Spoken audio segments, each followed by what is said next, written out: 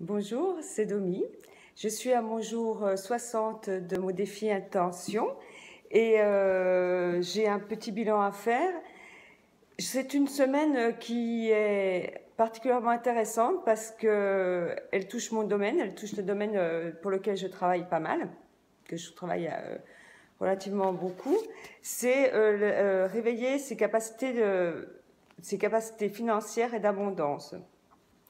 Alors, les exercices sont plutôt basés sur les visualisations, sur les visions aussi. Beaucoup de lectures également à faire concernant l'abondance, si on veut. Hein, mais moi, hier, je suis donc allée à chez Sorams, à Montpellier, et j'ai pris un livre au hasard. En fait, je ne trouvais pas sur l'abondance, et je suis tombée sur un livre sur les pensées positives. Alors j'ai lu pas mal de passages sur ces pensées positives. Le livre était super intéressant. Je crois que j'irai me l'acheter parce que, en fait, il évoque le, les pensées. Il explique pourquoi il faut penser positif plutôt que rester dans ses ruminations et toujours sur les mêmes thèmes sans avancer. J'ai trouvé intéressant et ça tombait bien pour mon exercice.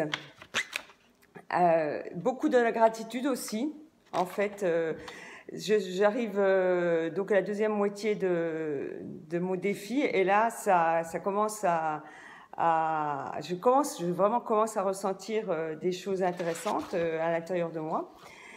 J'ai beaucoup voyagé depuis le début de ce défi. Donc la semaine prochaine, je suis repartie pour 3 jours en Alsace pour mon travail et 5 jours à Paris pour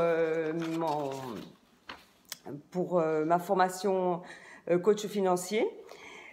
Concernant cette formation coach financier, j'ai un mémoire à faire, à rédiger, et je suis en train de le préparer. Le mémoire, c'est bon, la première fois que j'en ferai un, mais j'ai déjà préparé le plan. Je vais commencer à faire mes premiers articles dans la semaine et en même temps, je suis vraiment obligée de planifier mes journées parce que entre mon travail qui est dense hein, et également mes activités sportives puisque j'ai changé de salle, je suis sur Montpellier donc j'ai les voyages qui se mettent au milieu, mais n'empêche que j'utilise les moments à la gare pour faire mes lectures parce que comme je prends la formation du CNED pour mon concours des IRA, c'est dense aussi comme formation, donc j'essaie de ne pas perdre de temps. Et je trouve qu'il vient à point aussi ce concours parce que je me forme beaucoup sur le développement personnel. Et là, je travaille sur les politiques publiques. Eh bien, faire ce développement personnel et regarder la politique réelle de ce qui se passe vraiment, le rôle de l'administration plutôt, eh bien, ça me recentre sur la réalité, sur la vie de tous les jours, sur les politiques. Sur les finances, il y a beaucoup d'aspects financiers aussi qui est abordé, sur la cohésion sociale, sur les cohésions sociales, sur d'autres thèmes. Des politiques actuelles et je comprends beaucoup où on en est aujourd'hui en France et faire ces deux formations, ça m'apporte énormément parce que je comprends la politique et je comprends aussi le développement personnel.